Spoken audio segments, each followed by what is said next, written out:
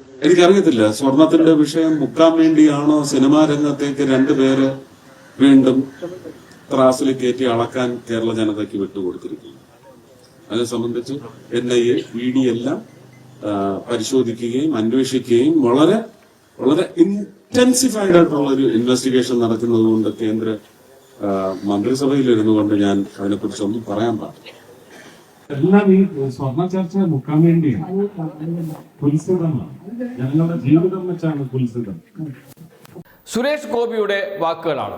ഇത് കേൾക്കുമ്പോൾ പ്രേക്ഷകർ ചിരിക്കുന്നുണ്ടാകും. കാരണം പറയുന്നത് കേന്ദ്രമന്ത്രിയാണ്. കേന്ദ്രമന്ത്രിക്ക് അറിയില്ലേ ED ആരുടെ ഏജൻസിയാണ് എന്ന്, കസ്റ്റംസ് ആരുടെ ഏജൻസിയാണ് എന്ന് അതുപോലും അറിയാത്ത കേന്ദ്രമന്ത്രിയോ എന്ന ചോദ്യം സ്വാഭാവികമായും മലയാളികൾ ഉയർത്തും. രാഷ്ട്രീയമായി നല്ല ധാരണ ഉള്ളവരാണ് മലയാളികൾ. അതുകൊണ്ട് തന്നെ അവർ അക്കാര്യം പറയുക തന്നെ ചെയ്യും. അത് പറഞ്ഞു തുടങ്ങിയിട്ടുണ്ട്. എന്താണ് അദ്ദേഹം പറയുന്നത്? പൃഥ്വിരാജിൻ്റെയും ദുൽഖർ സൽമാന്റെയും മമ്മൂട്ടിയുടെയും വീട്ടിൽ നടന്ന ED റെയ്ഡ്, ആ റെയ്ഡ് എന്തിനാണ് നടത്തിയത്? സ്വർണ്ണപ്പാളി വിവാദം മറയ്ക്കാനാണ് എന്നാണ്. ശബരിമലയിലെ സ്വർണം പൂശിയ ചെമ്പുപാളി വിവാദം മറയ്ക്കാൻ വേണ്ടിയിട്ടാണ്, അത് മറച്ചുപിടിക്കാൻ വേണ്ടിയിട്ടാണ് ED റെയ്ഡ് നടത്തിയിരിക്കുന്നത്. എവിടെ? 3 പ്രധാനപ്പെട്ട നടന്മാരുടെ വീടുകളിൽ. ഇതാണ് പറയുന്നത്. കേന്ദ്രമന്ത്രിയാണ് പറയുന്നത്, സുരേഷ് ഗോപിയാണ് പറയുന്നത്. കേന്ദ്ര അന്വേഷണ ഏജൻസികളാണ് റെയ്ഡ് നടത്തിയത് എന്ന് അദ്ദേഹത്തിന് ഓർമ്മയില്ലേ? അതല്ല അദ്ദേഹത്തിന് മറന്നുപോയോ? അദ്ദേഹത്തിന്റെ ധാരണ കേരള പോലീസാണ് പരിശോധന നടത്തിയത് എന്നാണോ? ആ വാക്കുകൾ, സുരേഷ് ഗോപി പറഞ്ഞ വാക്കുകൾ ഒന്നുകൂടി കേട്ടു നോക്കൂ. എനിക്കറിയത്തില്ല സ്വർണത്തിന്റെ വിഷയം മുക്കാൻ വേണ്ടിയാണോ സിനിമാ രംഗത്തേക്ക് രണ്ടുപേര് വീണ്ടും ത്രാസിൽ കയറ്റി അളക്കാൻ കേരള ജനതയ്ക്ക് വിട്ടുകൊടുത്തിരിക്കുന്നത്. അതിനെ സംബന്ധിച്ച് NIA ED എല്ലാം പരിശോധിക്കുകയും അന്വേഷിക്കുകയും വളരെ വളരെ ഇന്റൻസിഫൈഡ് ആയിട്ടുള്ള ഒരു ഇൻവെസ്റ്റിഗേഷൻ നടക്കുന്നത് കൊണ്ട് കേന്ദ്ര മന്ത്രിസഭയിൽ ഇരുന്നുകൊണ്ട് ഞാൻ അതിനെക്കുറിച്ചൊന്നും പറയാൻ പാടില്ല. എല്ലാം ഈ സ്വർണ്ണ ചർച്ച മുക്കാൻ വേണ്ടിയാണ്. കുൽസിതമാണ്, ഞങ്ങളുടെ ജീവിതം വെച്ചാണ് കുൽസിതം. ഇതാണ് കേന്ദ്രമന്ത്രി സുരേഷ് ഗോപിയുടെ ഇന്നത്തെ അവസ്ഥ. എന്താണ് പറയുന്നത് എന്ന് അദ്ദേഹത്തിന് പോലും ധാരണയില്ല. ഇത് കേൾക്കുന്ന അദ്ദേഹത്തിന്റെ അനുയായികൾ കൈയടിക്കുകയാണ്.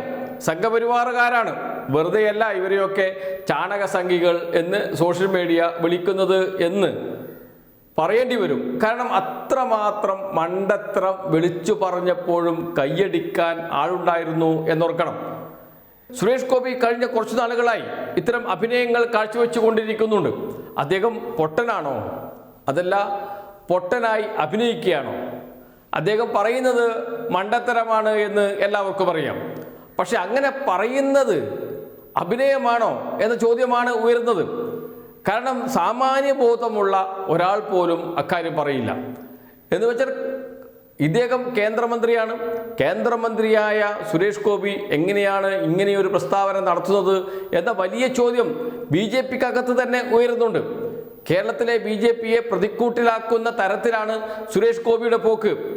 BJPയുടെ കഴിഞ്ഞ ഭാരവാഹി യോഗത്തിൽ ഉയർന്നു വന്ന വിമർശനം കലുങ്ക് വർത്തമാനം നിർത്തണം എന്നായിരുന്നു. അത് BJPക്ക് വലിയ തലവേദന സൃഷ്ടിക്കുന്നു എന്നായിരുന്നു. എന്നാൽ കേരളത്തിലെ BJP നേതൃത്വം പറഞ്ഞതൊന്നും കേൾക്കാൻ തയ്യാറല്ല സുരേഷ് ഗോപി.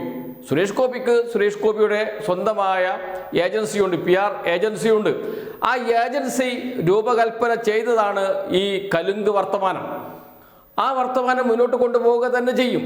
പറയുന്നത് മുഴുവൻ സംസ്ഥാന BJP നേതൃത്വത്തിന് എതിരെയാണ്.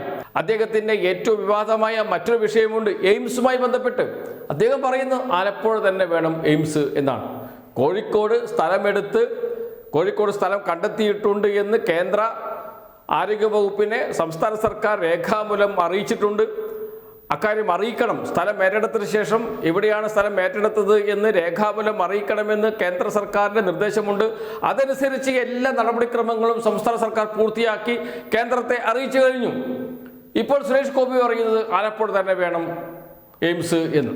അദ്ദേഹം തൃശ്ശൂർ വേണം എയിംസ് എന്ന് പറഞ്ഞാൽ നമുക്ക് ഒന്ന് ആശ്വസിക്കാം. കാരണം തൃശ്ശൂർ MP ആണ് അദ്ദേഹം അങ്ങനെ ഒരു ആവശ്യം ഉന്നയിച്ചാൽ തെറ്റില്ല. പക്ഷേ എന്തുകൊണ്ടാണ് അദ്ദേഹം ആലപ്പുഴ വേണമെന്ന് പറയുന്നത്?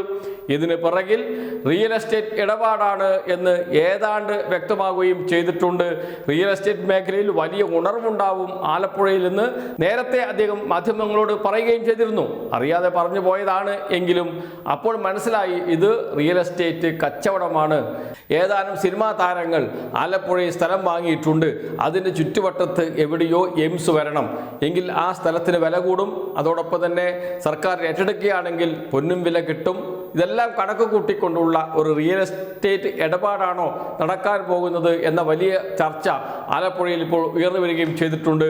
അതിനുശേഷമാണ് അദ്ദേഹം പറഞ്ഞത് ഇവിടെയൊന്നും സ്ഥലം തന്നില്ലെങ്കിൽ, സ്ഥലം കണ്ടെത്തിയില്ലെങ്കിൽ എയിംസ് തമിഴ്നാട്ടിലേക്ക് കൊണ്ടുപോകും, സ്റ്റാലിനോട് പറഞ്ഞിട്ട് എയിംസ് കൊണ്ടുപോകാൻ പറയും എന്നൊക്കെ പറഞ്ഞത് BJP നേതൃത്വത്തിന് വലിയ തലവേദന സൃഷ്ടിച്ചിട്ടുണ്ട്. BJP നേതൃത്വം BJPയുടെ നിലപാട് വ്യക്തമാക്കിയിട്ടുണ്ട്. കേരളത്തിൽ എവിടെയായാലും എയിംസ് വരണം എന്നതാണ് BJPയുടെ സംസ്ഥാന നേതൃത്വത്തിൻ്റെ നിലപാട്.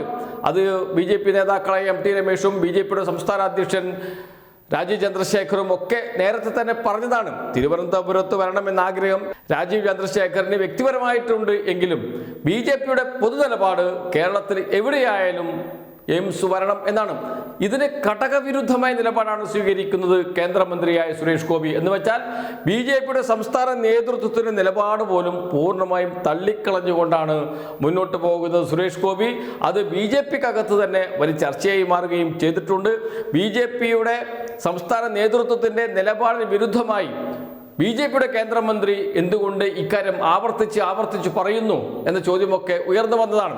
ആ ഘട്ടത്തിലാണ് മറ്റൊരു മണ്ടത്തരവും കൂടി അദ്ദേഹം പറഞ്ഞിരിക്കുന്നത്.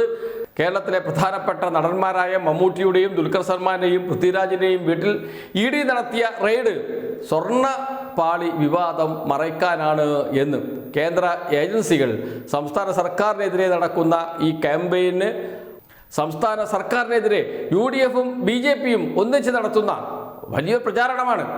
അതിന് സർക്കാരിനെ സഹായിക്കാൻ വേണ്ടി രംഗത്തിറങ്ങി എന്നൊക്കെ പറഞ്ഞാൽ എവിടെയാണ് ജീവിക്കുന്നത് സുരേഷ് ഗോപി? കേരളത്തിൽ തന്നെയാണോ എന്ന ചോദ്യം ഉയരുന്നുണ്ട്. അതിനേക്കാളും വലിയ ചോദ്യം സുരേഷ് ഗോപി മണ്ടനാണോ അതോ മണ്ടനായി അഭിനയിക്കുകയാണോ എന്നാണ്.